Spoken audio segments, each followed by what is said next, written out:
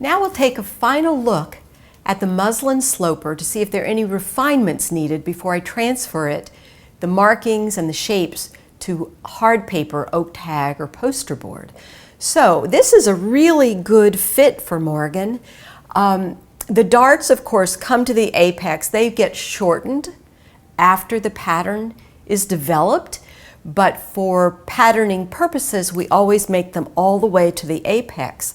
I see that it's a really good fit. It's not too tight, but it's a snug fit. The only thing I see in the front that I want to change is this armhole. You see this crease right here? It means that this armhole's coming out a little bit too much, and I need it to go in.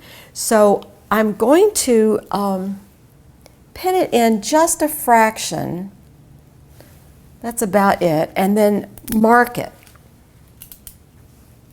And I will change this shape at the table. So it needs to go in about 1/2 inch right here. I'll put a little circle where that final perfect line is, and then that's just a tiny, tiny bit. Okay, and I'll do that to both sides. The neck is good.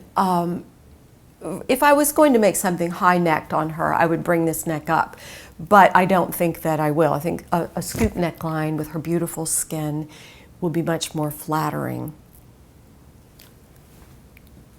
Okay, the apex is correct, the waist is good, and the hip line is good. Now let me get you to turn to the side and put your arm forward just a fraction. The side seam is good. It's following the side, and now let's look to the back right there. Thank you so much. So the back is a good fit as well. She may not always want to wear her garments at this waist, but you want the waist to be marked at the smallest part of the body, even if the person wearing the garment decides that they want the waistline to be in a different place. This gives you a good reference for developing the patterns.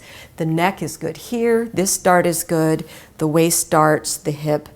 It's all really quite a good fit for her. This will be taken apart, pressed flat, and traced onto the oak tag without seam allowance, and it will be used for developing patterns.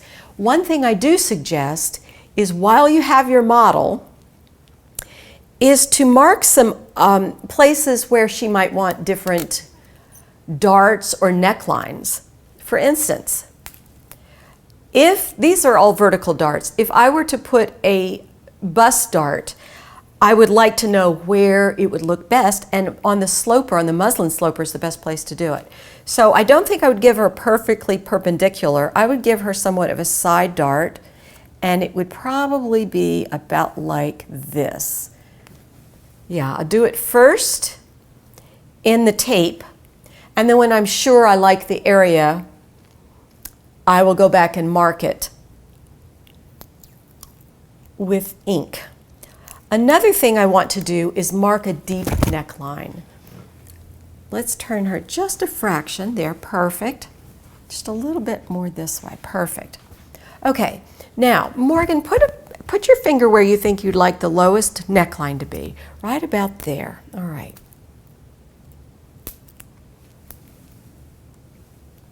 Thank you so much. Okay, so that's the deepest part. Again, I'll mark that with ink later. And then something else I want to do is find where her bra strap is. And I want to mark those bra straps, or each side of this bra strap. And that's for the purpose of sleeveless garments, as well as lingerie straps, which I will explain later. So this is the bra strap area. So that tells me not to make a neckline any wider than this tape that's closest to her neck. And back to the front. This muslin sloper is a very good fit for Morgan, and we'll be able to make many garments from it. Blouses, dresses, coats, jackets, and and skirts. I can even use the bottom part with a few more measurements to make pants. A torso sloper is very versatile. There are many other kinds of slopers, but this is what we will use throughout this first course.